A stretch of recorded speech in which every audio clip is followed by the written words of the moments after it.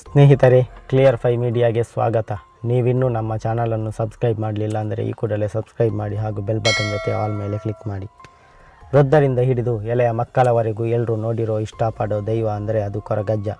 ಎಲ್ಲ ದೈವಗಳು ತನ್ನ ಉಗ್ರ ಅಟ್ಟಹಾಸದ ಕುಣಿತಗಳಿಂದ ಭಯಭೀತಿ ನಡುಕ ಉಂಟು ಮಾಡಿದರೆ, ಕೊರಗ ತನ್ಯ ಹಾಸ್ಯದ ಅಭಿವ್ಯಕ್ತಿಯಿಂದ ಜನರಿಗೆ ಹತ್ತಿರವಾಗಿದ್ದಾನೆ.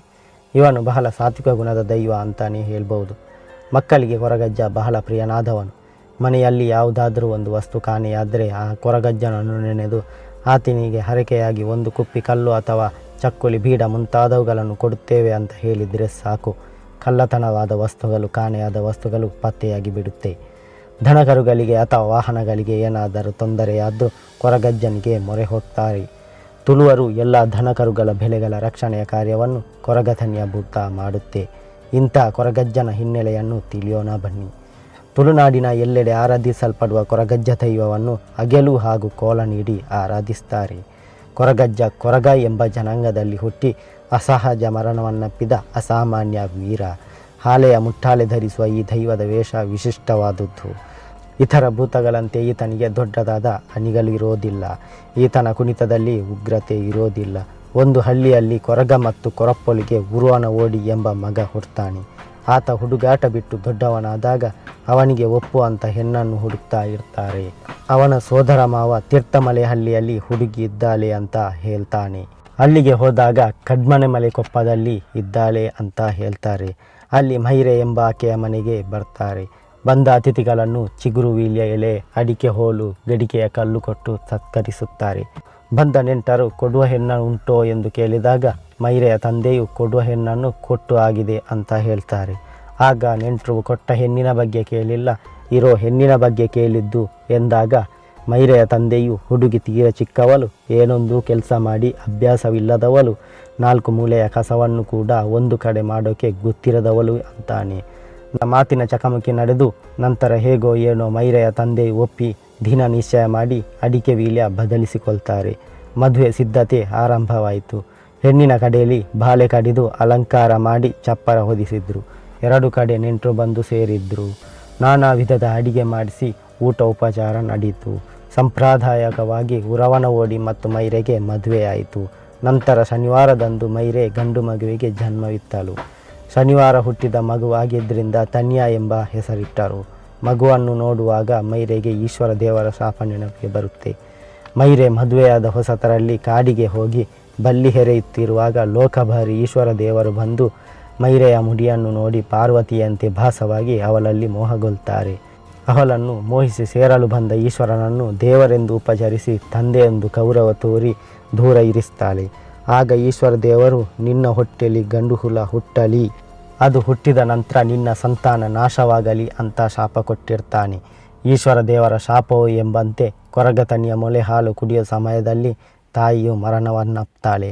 ಅಪ್ಪನು ಗಂಜಿಯೂಟ ತಿನ್ನಿಸುವ ಸಮಯದಲ್ಲಿ ಸಾಯ್ತಾನೆ. ಅತ್ತೆ ಪ್ರೀತಿಯಿಂದ ಸಾಕೋ ಸಮಯದಲ್ಲಿ ಅಲಿಯುತ್ತಾಳೆ. ಹೀಗೆ ಹಳ್ಳಿಯ ಕೊರಗರಿಗೆಲ್ಲ ರೋಗ ಬಂದು ಅಲಿದು ಹೋಗ್ತಾರೆ. ಕೊರಗತನಿಯ ಒಬ್ಬಂಟಿಯಾಗಿ ಹೋಗ್ತಾನೆ. ನಂತರ ಅಲ್ಲಿಂದ ಉತ್ತರದ ಕಡೆಗೆ ನಡೆದ ಕೊರಗತನಿಯ 100 ಜನರು ಹಾದು ಹೋಗೋ ದಾರಿಯಲ್ಲಿ ಕುಳಿತ. ಅಲುತ್ತ ಕುಳಿತಿದ್ದ ಹುಡುಗನನ್ನು ನೋಡಿ ಹಾದಿಯಲ್ಲಿ ಹೋಗ್ತಿದ್ದ ಬೈರೇಕಿ ಬೈದೇದಿ ಎಂಬಾಕೆ ಹುಡುಗನನ್ನು ವಿಚಾರಿಸಿದಳು. ಆಗ ಹುಡುಗ ನನಗೆ ತಂದೆ ತಾಯಿ ಇಲ್ಲ, ಇರಲು ಮನೆ ಇಲ್ಲ ಅಂತ ಹೇಳಿದಾಗ, ನನಗೆ 2 ಮಕ್ಕಳಿದ್ದಾರೆ, ನೀನು ಸೇರಿ 3 ಆದಿರಿ ಎಂದು ಹೇಳುತ್ತಾ ಬೈರೇಕಿ ಬೈದೇದಿ ಮನೆಗೆ ಕರ್ಕೊಂಡು ಹೋಗಿ ಸಾಕ್ತಾರೆ. ಹೀಗೆ ಪ್ರೀತಿಯಿಂದ ತನಿಯನನ್ನು ಬೈರೇಕಿ ಬೈದೇದಿ ಸಾಕ್ತಾಳೆ. ಕೊರಗತನಿಯ ಬಂದ ನಂತರ ಅವರ ಸಂಪತ್ತು ಹೆಚ್ಚಾಗುತ್ತೆ. ಕೊರಗತನಿಯ ಕುಲಕಸುಬನ್ನು ಕಲಿಯುತ್ತಾನೆ. ಬಿದಿರಿನಿಂದ ಬುಟ್ಟಿ, ಕಣಜ, ಕೈಕುಡುಪು ಮಾಡಿ ಊರು ಕೇರಿಯಲ್ಲಿ ಮಾರಲು ತೊಡಗ್ತಾನೆ. ಹೀಗೆ ಹಲವು ದಿನಗಳು ಕಲಿಯಿತು. ಅವರ ಮೂಲ ಸ್ಥಾನದಲ್ಲಿ ಕಂಬಲ ನೇಮ ಸಿರಿ ಅಂತ ನಿರ್ಧಾರ ಆಯಿತು. ಹೆಣಸೂರು ಬಾರಿಕೆಯಿಂದ 7 ಜನ ಹೊರುವಷ್ಟು ತೆಂಗಿನ ಎಲೆಯ ಗರಿ, ಬಾಳೆ, ಸಿಯಾಳ ಹೋಗಬೇಕು. ಎಲೆಯ ಗರಿ, ಬಾಳೆ ಹೊರಲು ಬೈಲಬಾಕುಡ, ಓಣಿಯ ಬುಗ್ಗೇರ, ಉನೆಮುಟ್ಟು ಮುಂಡಾಳದವರು ಯಾರು ಕೂಡ ಸಿಗಲಿಲ್ಲ. ಆಗ ಚೆನ್ನಯ್ಯ ಬೈದರು, ನಮಗೆ ಹೊರಗಿನ ಹಾಲು ಬೇಡ, ನಾವು ಸಾಕಿದ ಮಗ ಕೊರಗತನಿಯ ಇದ್ದಾನೆ ಅಂತ ಹೇಳ್ತಾರೆ. ಅವನಲ್ಲಿ ಎಲೆಗರಿ ಸಿಯಾಳ ಹೊರಿಸು ಎಂದು ಹೇಳಿದಾಗ ತಾಯಿ ಬೈದೇತಿ ಅವನಲ್ಲಿ ಕೇಳ್ತಾಳೆ, ಎಲೆಗರಿ ಸಿಯಾಳ ಹೊರುತ್ತೀಯಾ ಎಂದು. ಕೊರಗತನಿಯ ಉತ್ತರಿಸ್ತಾನೆ, 7 ಜನರ ಹೊರೆ ಒಬ್ಬನೇ ಹೊರಬಲ್ಲೆ, ಆದರೆ ನನಗೆ 7 ಮಡಿಕೆ ಕಲ್ಲು, 7 ಜನರ ಉಣಿಸು, 30 ಬಂಗುಡೆ ಪಲ್ಯ ಕೊಡಬೇಕು 7 ಜನರ ಅಡಿಕೆ ವೀಳ್ಯ ಕೊಡಬೇಕು, 7 ಜನರ ಭತ್ತ ಕೊಡಬೇಕು ಅಂತ ಹೇಳ್ತಾನೆ. ಹಾಗೆ ಆಗಲಿ ಅಂತ ತಾಯಿ ಒಪ್ತಾಳೆ.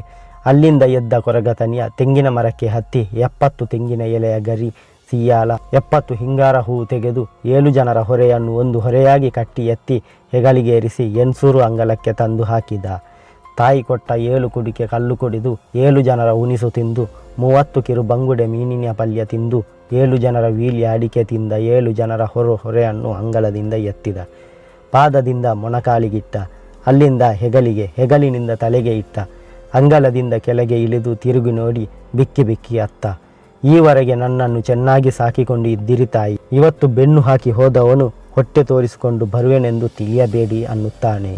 ಅಯ್ಯೋ ಮಗ, ನೀನು ಬಂದಾಗ ನಮಗೆ ದನಕರು ಹೆಚ್ಚಿ ಎಲ್ಲ ಸೌಭಾಗ್ಯ ಉಂಟಾಯಿತು. ಇವತ್ತು ಇಂಥ ಮಾತು ಹೇಳಿ ಹೋಗುತ್ತಿರುವೆಯಲ್ಲ. ನಿನಗೆ ಅವಮಾನ ಎನಿಸುವುದಾದರೆ, ಕುಟುಂಬಕ್ಕೆ ಅಪವಾದ ಬರುವುದಿದ್ದರೆ ನೀನು ಹೊರಬೇಡ ಎಂದು ತಾಯಿ ಬೈರೈಕೆ ಬೈದೈದಿ ಹೇಳುತ್ತಾಳೆ. ಆಗ ಕೊರಗತನಿಯ ತಲೆಗಿಟ್ಟ ಹೊರೆಯನ್ನು ಮತ್ತೆ ಕೆಳಗೆ ಇರಿಸಲಾರೆ ಎಂದು ಹೊರೆ ಹೊತ್ತುಕೊಂಡು ಕಿನ್ನಿ ಕೋಡಂಗೆದಾಯ ಇಷ್ಟದೇವತೆಯ ಲೆಕ್ಕಸಿರಿಯ ಮಾಡದ ಹತ್ತಿರ ಮುಟ್ಟಿದ.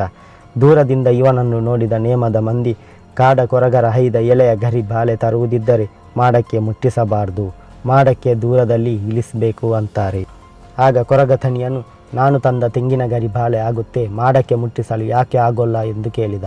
ಕೊರಗತನಿಯ ಮಾಡಕ್ಕೆ ಸಮೀಪದಲ್ಲಿಯೇ ಕುಳಿತ. ಮಾಡದ ಮೇಲೆ ನೋಡುವಾಗ ಕೈಪುರದ ಹುಲಿ ಕಂಡಿತು ಕೊರಗತನಿಯನಿಗೆ. ಮನೆಯಲ್ಲಿ ಮಾವಿನ ಉಪ್ಪಿನಕಾಯಿ ಮುಗಿದಿದೆ ಎಂದು ಅಮ್ಮ ಹೇಳಿದ್ದು ನೆನಪಾಗಿ ಹುಲಿ ಕೊಯ್ಯುವಾಗ ಒಳಗೆ ಚಾವಡಿಯಲ್ಲಿ ತೂಗುಯ್ಯಾಲೆಯಲ್ಲಿ ಇದ್ದ ಮೈಸಂದಾಯ, ಕಿನ್ನಿ ಕೋಡಂಗೆದಾಯ ಮತ್ತು ಪದವು ಲೆಕ್ಕೇಸಿರಿ ದೈವಗಳು ತುದಿಗಣ್ಣಿನಲ್ಲಿ ನೋಡಿ ಮಾಯಾ ಸ್ವರೂಪ ಮಾಡಿದರು. ಮುಂದೆ ಕೊರಗತನಿಯ ದೈವಗಳ ಸೇರಿಗೆಯಲ್ಲಿ ಸಂದು ಹೋಗಿ ಕೊರಗಜ್ಜನಾಗಿ ಆರಾಧನೆ ಪಡೆಯುತ್ತಾನೆ. ಕೊರಗಜ್ಜನ ಈ ಕಥೆಯನ್ನು ಕಲಿಯುಗದ ದೃಷ್ಟಿಯಲ್ಲಿ ನೋಡಿದಾಗ ಹಲವಾರು ಪ್ರಶ್ನೆಗಳು ಮೂಡುತ್ತೆ. ಇಲ್ಲಿ ಕೊರಗತನಿಯ ಸಣ್ಣದರಿಂದಲೇ ಕಷ್ಟಪಟ್ಟವನು. ಮೈರೆಗೆ ಶಾಪ ಕೊಟ್ಟ ಈಶ್ವರ ದೇವರು ಆ ಪಾಪದ ಜನರನ್ನು ಸಾಧಿಸಿದ್ದಾದರೂ ಏನು? ಇಲ್ಲಿ ಆ ಕಾಲದಲ್ಲಿ ರಾಜ ಮತ್ತು ರಾಜವರ್ಗವನ್ನು ದೇವರಿಗೆ ಹೋಲಿಸುತ್ತಿದ್ದರು. ಹೀಗಾಗಿ ಮೈರೆ ಕಾಡಿನಲ್ಲಿರುವಾಗ ಬೇಟೆಗೆಂದು ಬಂದ ರಾಜ ಅವಳನ್ನು ಮೋಹಿಸಿ ಪ್ರಯತ್ನಿಸಿದಾಗ ಅವಳು ಅದನ್ನು ತಿರಸ್ಕರಿಸಿರಬೇಕು. ಹೀಗಾಗಿ ಅವಮಾನಗೊಂಡ ರಾಜ ಸ್ವಲ್ಪ ದಿನಗಳ ನಂತರ ಆ ಕೊರಗರ ಕೂಟಕ್ಕೆ ಬಂದು ದಾಳಿ ನಡೆಸಿ ಸಾಯಿಸಿರಬಹುದು. ಇದರಲ್ಲಿ ಉಳಿದ ಕೊರಗತನಿಯನನ್ನು ಬೈರೈಕೆ ಬೈದೇತಿ ಎಂಬಾಕೆ ಸಾಕಿದ್ದಳು. ಇವನು ವೀರನು ಸಾಹಸಿಯಾಗಿ ಬೆಳೆದಿರಬಹುದು. ನಂತರ ಕಾಡ ಕೊರಗರ ಹೈದ ಮಾಡವನ್ನು ಮುಟ್ಟಬಾರದು ಎಂದು ನೇಮದ ಮಂದಿ ಹೇಳಿದ್ದು ಇದರಿಂದ ಸಿಟ್ಟುಗೊಂಡ ಕೊರಗತನಿಯ ಮಾಡವನ್ನು ಮುಟ್ಟಿರಬಹುದು. ನಂತರ ಕೈಪುರದ ಹುಲಿಯನ್ನು ಕೊಯ್ದ ಸುದ್ದಿ ರಾಜನಿಗೆ ತಿಳಿದಿರಬಹುದು. ಈ ರಾಜನು ಮೈರೆಯ ಮೋಹವನ್ನೇ ಬಯಸಿದ್ದಾತನಾಗಿದ್ದು ಆತನ ಕೋಪಕ್ಕೆ ಬಲಿಯಾಗಿರಬಹುದು. ಅಥವಾ ವರ್ಣಭೇದ ಜಗಳಗಳಿಂದ ಕೊರಗತನಿಯ ದೈವಸ್ಥಾನದ ಎದುರು ಮರಣವನ್ನಪ್ಪಿ ಮಾಯಾಲೋಕದಲ್ಲಿ ಬಲವಂತನಾಗಿ ತನ್ನ ಕಾರ್ಣಿಕವನ್ನು ತೋರಿಸಿರಬಹುದು. ಹೀಗಾಗಿ ತುಳುನಾಡಿನ ಸಂಪ್ರದಾಯದಂತೆ ಅಸಹಜ ಸಾವನ್ನಪ್ಪಿದ ಅಸಾಮಾನ್ಯ ಶೂರರು ದೈವತ್ವಕ್ಕೇರಿ ಆರಾಧಿಸಲ್ಪಡುವಂತೆ ಕೊರಗತನಿಯ ಕೂಡ ಆರಾಧಿಸಲ್ಪಡುತ್ತಿದ್ದಾನೆ. ತನಗೆ ಅನ್ಯಾಯ ಮಾಡಿದವರ ವಿರುದ್ಧ ಸೇಡು ತೀರಿಸುವ ಪ್ರಸ್ತಾಪ ಪಾಡ್ದನದಲ್ಲಿ ಎಲ್ಲಿಯೂ ಬರೋದಿಲ್ಲ. ತಾನು ಮಾಯಾ ಸ್ವರೂಪ ಹೊಂದಿದ ನಂತರವೂ ಉಂಡ ಮನೆಗೂ ಯಾರಿಗೂ ಹಿತವನ್ನೇ ಮಾಡುತ್ತೇನೆ ಎಂಬ ಆತನ ಮಾತು ದೀರ್ಘಕಾಲ ಮನಸ್ಸಿನಲ್ಲಿ ನೆಲೆ ನಿಲ್ಲುತ್ತದೆ. ಕೊರಗಜ್ಜ ತುಳುನಾಡಿನ ಅತ್ಯಂತ ಕಾರ್ಣಿಕ ದೈವ ಆಗಿದ್ದು ಎಲ್ಲ ಮನೆಯಲ್ಲಿ ಕೊರಗಜ್ಜನನ್ನು ಹರಕೆಯ ಮೂಲಕ ನಂಬುತ್ತಾರೆ.